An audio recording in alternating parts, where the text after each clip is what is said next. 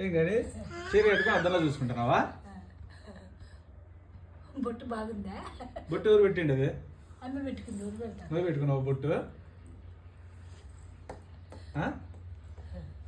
ఎవరు కట్టిండి చీర? నేనే కట్టుకున్నాను. అవునా? నువ్వే కట్టుకున్నావా? అవ్వ కట్టిందా?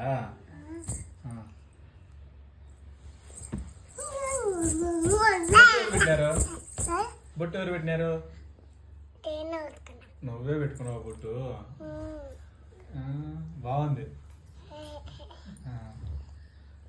బయట పిన్ని అవ్వాను జారిపోతుంది. బయట పిన్ని అవ్వాను